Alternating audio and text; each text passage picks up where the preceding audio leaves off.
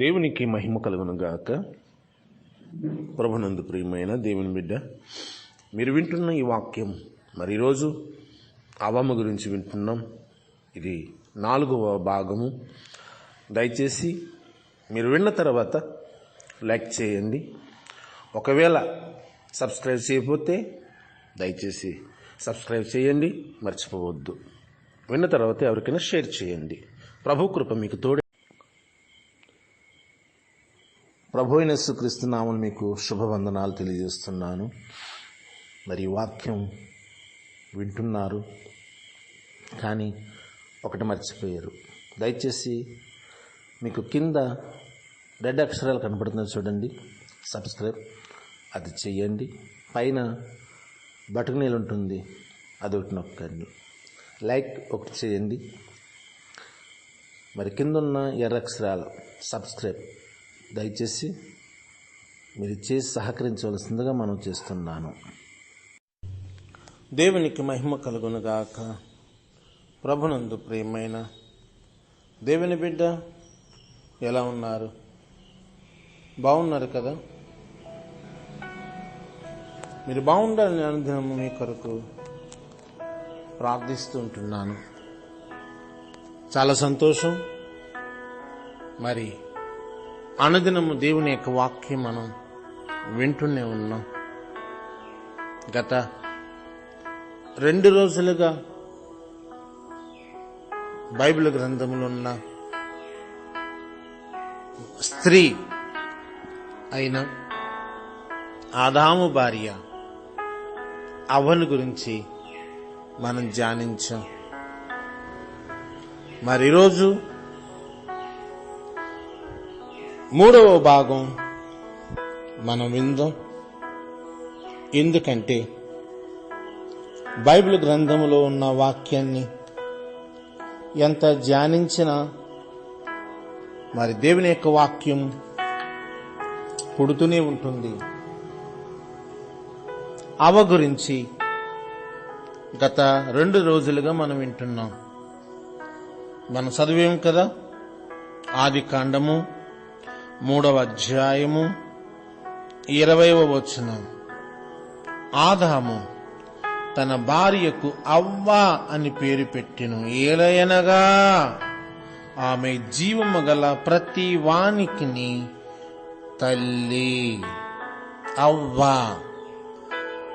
ఆ పేరు పెట్టే వరకు కూడా మనకు తెలుసు, స్త్రీ, ఆ స్త్రీ, ఆ స్త్రీ, స్త్రీ, స్త్రీ, ఇదే పదము వాడబడింది. ఆదాము తన భార్యకి పేరు పెట్టేంత వరకు కూడా స్త్రీ అంతే. మంచిది. మనం విన్న వాక్యం చాలా శ్రేష్టమైనది. మరి అవ్వ ఎక్కడికి వెళ్ళకూడదో వెళ్ళింది, ఏది ముట్టకూడదో ముట్టింది, ఏది కొయ్యకూడదో అది కోసింది. అక్కడితో ఆగిందా? కోసిన వెంటనే ఏమనుకుందో తెలుసా? ఆహారమునకు, అది ఆహారమునకు మంచి,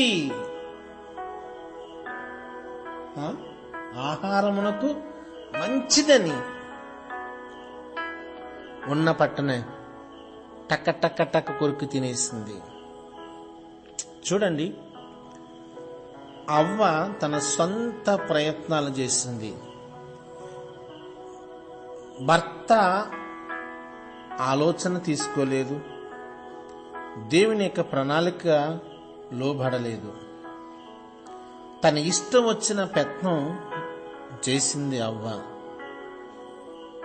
ఎందుకంటే అటు ఆదాముకు తెలియకుండా ఇటు దేవుణ్ణి మరుగుపరిచి తన సొంత తెలివితేటలను ప్రదర్శించి సొంత నిర్ణయాలు తీసుకుని తప్పిదాలకు గురయ్యింది అవ్వ. తను తినేసిన తర్వాత నిజముగా దేవుడు అన్నాడు, నువ్వు చనిపోతావు అన్నాడు. తిను దినమున సచ్చెదురు అన్నాడు. దానికైనా భయపడాలి కదా. కనీసం భయం లేదు. ఎంత మూర్ఖత్వం, ఎంత బుద్ధిహీనత ఒకసారి ఆలోచన చేయండి. భయం అనేది ఉండాలి కదా. అసలు కొంచెమైనా భగవంతుడన్నా భర్త అన్నా భయం లేదు. మూర్ఖత్వం, బుద్ధిహీనత. లేదండి, తన భర్తకు చెప్పడానికి ఇష్టపడలేదు, తన భర్త మంచోడు కాదు, తిరుగుబోతూ, వగరబోతూ, పనికిమాలోడు, త్రాగుబోతోడు, జులాయిగాడు, కనపడితే కొట్టేస్తాడు, వాతలేసేస్తాడు, అందుకనే వాడికి చెప్పలేదు భర్తకి అనుకోవచ్చు. అటువంటి వాడు కాదు ఆదాము. అటువంటి వాడు కాదు. దేవుని చేత సృజించబడిన ఆదాము, దేవుని యొక్క పోలిక కలిగిన ఆదాము. అటువంటి భర్తకు కూడా చెప్పకుండా సొంత ఆలోచనలు, సొంత ప్రయత్నాలు చేస్తుంది. ఏదైనా ఒక గొప్ప కార్యం అనుకుంటే కాదు, ఒక పనికి మాలిన పనికి చోటిచ్చింది అవ్వ. ఈ రోజున ఎంతో మంది ఇలాగే వారి జీవితాల్ని పాడు చేసుకుంటున్నారు, నాశనం చేసుకుంటున్నారు. మరి అవ్వ కూడా నాశనానికి అడుగులు ముందుకు వేసింది. కొన్ని కాయలు తినగా కొన్ని కాయలు ఇంటికి తెచ్చింది. ఆదాముకి ఇస్తున్నప్పుడు ఆదాము పసికెట్టుడే, ఈ కాయలు మనం తినకూడదే, తింటే చచ్చిపోతాం, దేవుడు తినొద్దని చెప్పాడు కదా. అప్పుడు అవ్వంటుంది, ఒరే తింగరము కూడా, అయ్యోమోయిపోడా, ప్రతీది కూడా దేవుడు చెప్పాడు దేవుడు చెప్పాడు దేవుడు చెప్పాడని దేవుడి మాట అంటున్నావు కానీ ఏం చెప్పాడు? తింటే చచ్చిపోతారన్నారు. ఏనే తిన్నాను, చచ్చిపోయానా? సావలేదే. ఇవి మంచి తెలివితేటలను ఇస్తాయి, మంచి ఆలోచన ఇస్తాయి, పాపపుణ్యాలు తెలుస్తాయి. దేవతల కంటే గొప్పడం అయిపోతాం మనం అని తన భర్తకు ఇచ్చి ప్రోత్సాహం చేసినప్పుడు తన భర్త కూడా అవ్వకే లోబడ్డాడు గాని దేవునికి లోబడలేకపోయాడు. ఎప్పుడైతే అవ్వ తన భర్తను కూడా తన గ్రిప్పులో పెట్టుకుంది, అందుకే దేవుని కంటే అవ్వ మాటకి ప్రాధాన్యత చూపించాడు. ఈ రోజుల్లో ఇవన్నీ వాస్తవాలే. చాలా మంది ఉన్నారు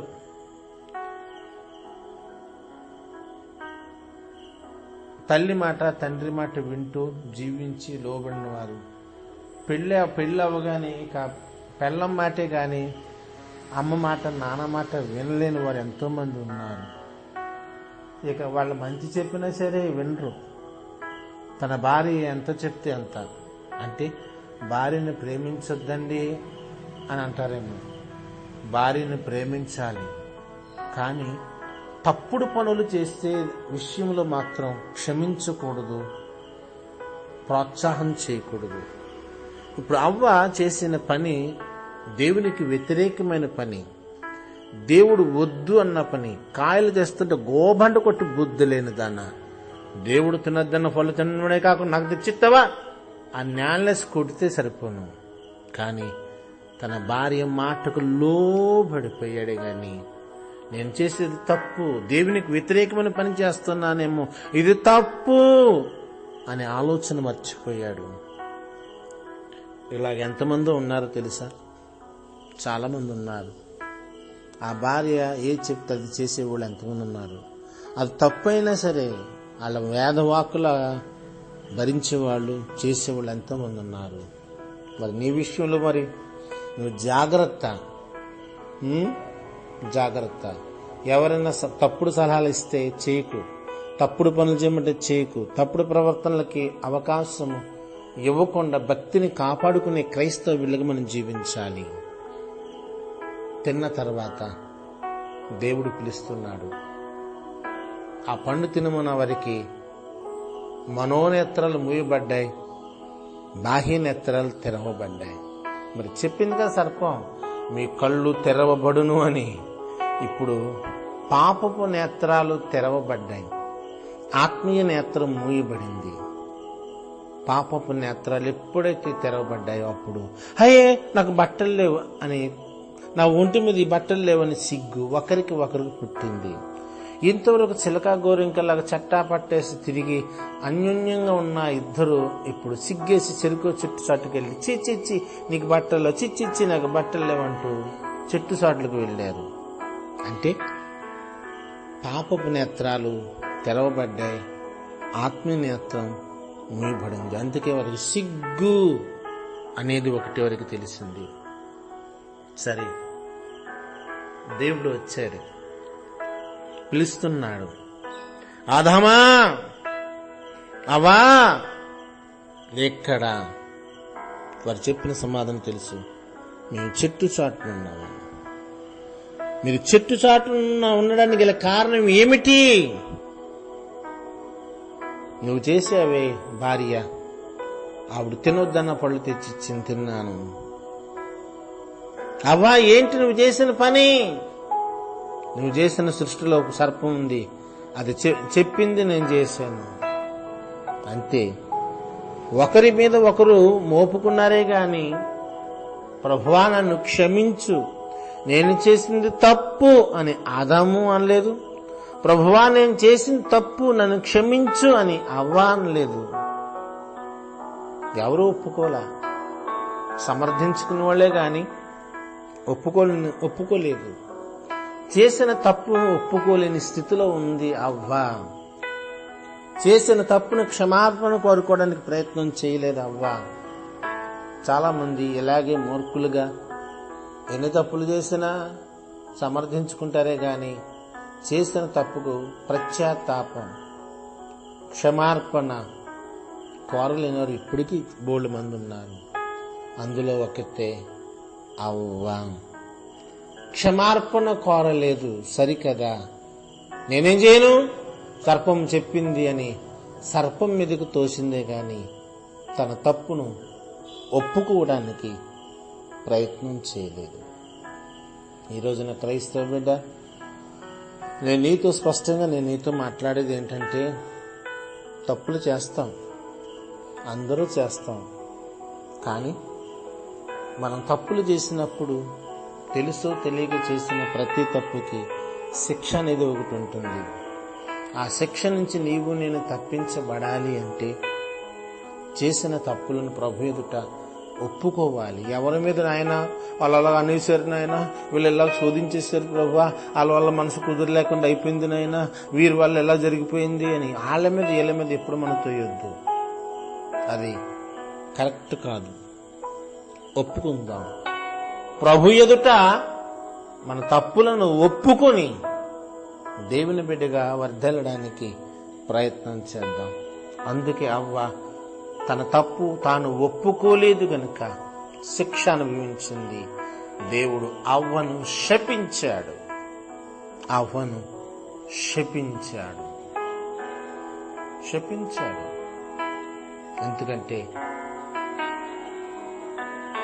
ఎందుకంటే నీతిమంతుడు లేడు, ఒక్కడు లేడు, అందరూ దేవుడిని గురించి మహిమ పోగొట్టుకుంటున్న వాళ్ళమే కానీ క్షమార్పణ మనం పొందకపోతే ఎలా?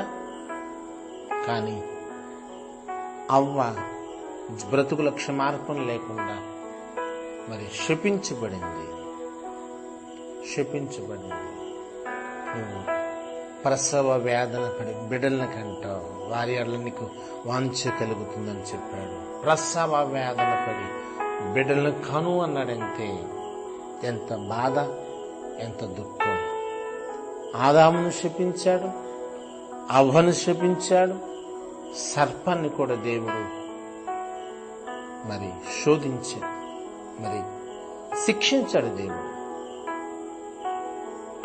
దేవుడు ఆ ముగ్గురిని శిక్షించి దేవుని కోపానికి గురి అయినట్లుగా మనం చూస్తున్నాం. జాగ్రత్త. ఏదేమైనా నీకు ఒక విషయం చెప్తాను. మరి అవ్వమ్మ ప్రతి జీవము గల ప్రతి వానికి తల్లే, కానీ నడవలసిన విధానం నడిపించవలసిన విధానాలు ఆమె సంపూర్తిగా గ్రహించి ఉంటే ఎంతో బాగుండు. కానీ అవ్వ దేవుని యొక్క సన్నిధి నుంచి తప్పించబడింది. ఆ ఏదోని తట్లో చెలోపుల వంటి సరదాగా తిరిగేవారు, సరదాగా ఉండేవారు. అటువంటి సరదా ఆనంద సంతోష జీవితాలు కోల్పోయి తోట నుండి, ఏదైనా తోట నుండి గెంటి వేయబడ్డారు. అక్కడి నుంచి వారి బ్రతుకులు అంతా శ్రమలే, అన్ని కష్టాలే, అన్ని బాధలే, అన్ని ఇబ్బందులే వారి బ్రతుకులు ఎదురైనాయి. కారణం ఒకే ఒక్కటి, దేవుడు ఏదైతే వద్దు అన్నాడు, వద్దు అన్న పని చేశారు. చేయమన్న పని మాత్రం వాళ్ళు చేయలేపారు. దీనంతటి కారణం, పాపం సృష్టిలోనికి రావడానికి మూల కారణం అవ్వా. దేవునికి మహిమ కలుగునుగాక. ఇంతవరకు అవ్వ గురించి 3వ భాగం మీరు విన్నారు. దేవుని చిత్తమిత మరోసారి దేవుని యొక్క వాక్యం విందాం. ప్రభు కృప మీకు తోడి ఉండునుగాక. ఆమేన్. మీ కొరకే ప్రార్థిస్తున్న మీ దైవజనుడు Raju. God bless you. Amen. నా phone number 9908579144. God bless you. Amen.